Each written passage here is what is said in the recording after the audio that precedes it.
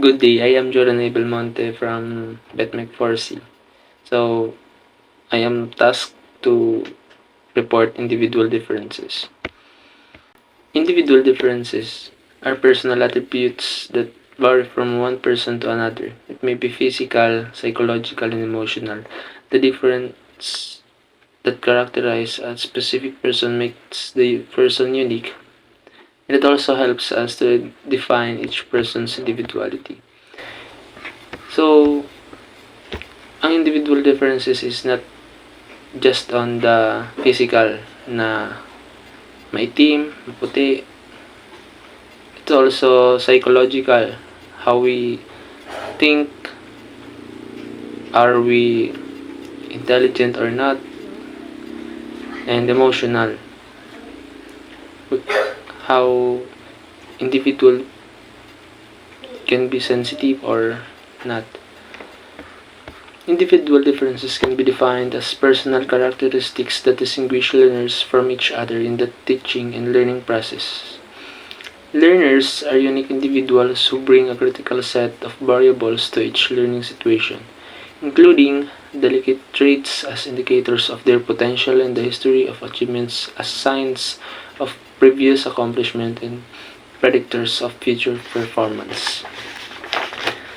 So individual differences refers to unique and inherent variations in personal attributes, including physical, psychological, and emotional aspects. These distinctions contributing to their uniqueness and highlighting diverse characteristics that set individuals apart. So, distinction means the noticeable difference or the unique quality that sets someone apart from others. Basic categories of individual differences: personality, intelligence, learning styles, attitudes, values and emotions, perception, and stress. We will tackle first the personality. So, personality is crucial in understanding individual differences because it shapes how people think, feel, and behave.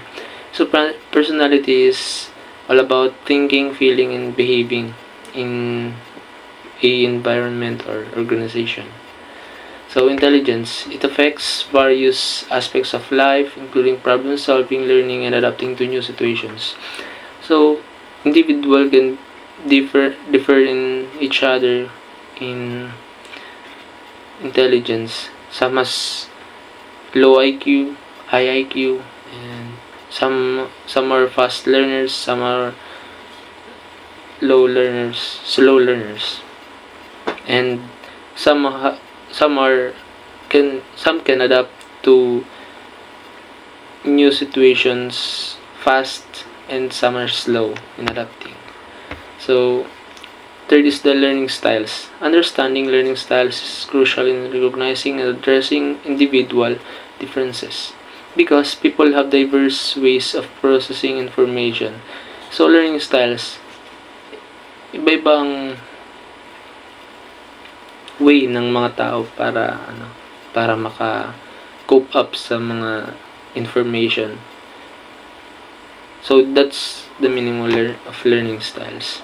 Attitudes, it shapes how people approach challenges, interact with others, and navigate various aspects of life.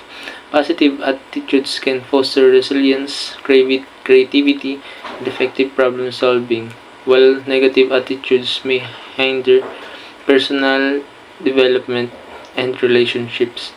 So attitudes, syempre alam naman natin na iba-ibang attitudes ng bawat tao.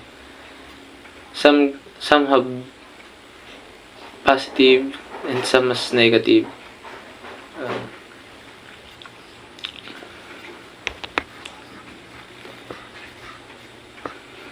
Values and emotions. This influences behavior, decision making, and interpersonal relationships.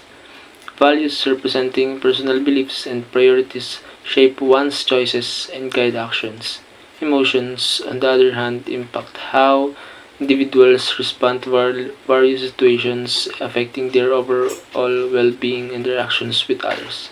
So values, dito na papasok yung na-influence ng values ang behavior, tapos decision making, and interpersonal relationships. Values represents personal beliefs and priorities. Ito yung nag-shape ng isang individual para sa pagpili ng mga gagawin niyang actions. Samantalang yung emotions, it is the impact on individual to to respond in a situation. Perceptions, it influences how people interpret and respond to the world around them. Variations in perception can lead to differences in attitudes, behavior, and decision making among individuals. So perceptions, ito yung nag-influence sa mga tao para mag-interpret sa paano mag-respond sa mundo, sa environment around them. So variations in perception can also lead to differences in attitudes, behaviors, and decision making among individuals. So stress, people vary in how they perceive and respond to stressors. Factors such as resilience, coping mechanisms, and personality trait plays a role in how individuals navigate and manage stress. So even stress has a different has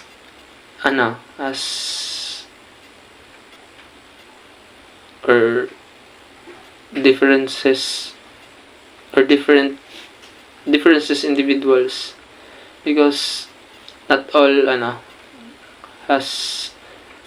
us has the same stressors. As factors affecting individual differences. So individual differences, hinati siya sa dalawa. The first is inherited and the second is acquired. The inherited has physical, mental, and temperamental. Kumbaga, ang inherited yung physical natin na nakukuha natin sa magulang, sa mga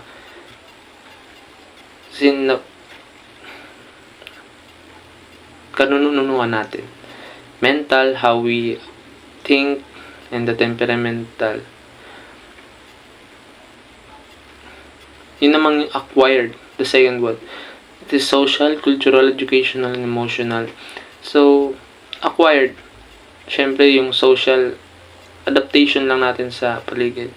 Cultural, na-adapt natin kung sakaling lumipat tayo sa isang lugar, ibang culture doon, na-adapt natin. Educational, tinuturo sa atin sa school. And emotional, as time goes by, syempre, nag-iiba yung emotions natin na acquire natin in different situations. So, factors affecting individual differences. Heredity. Some hereditary traits bring a chance from one individual to other.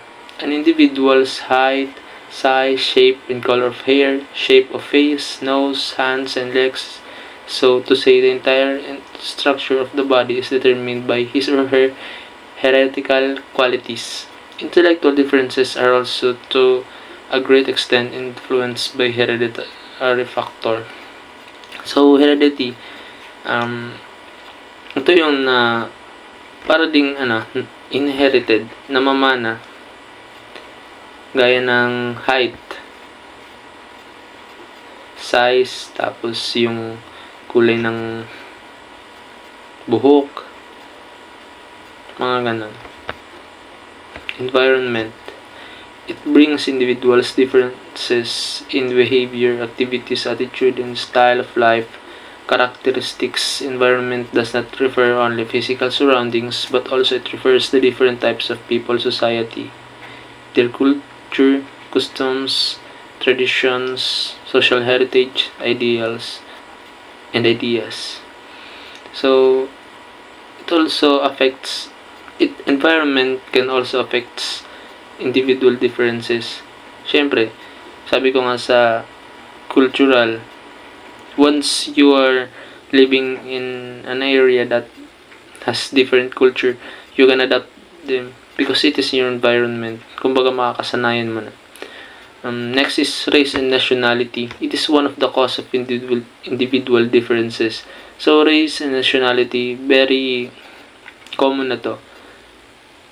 Kumbaga, yung race mo, you're a Filipino.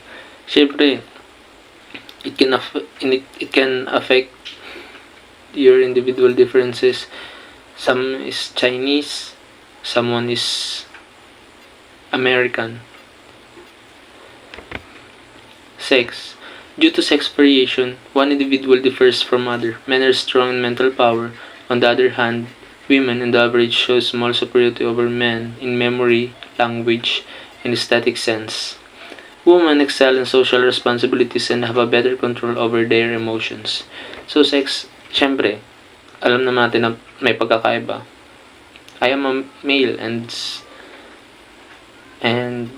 someone is female. So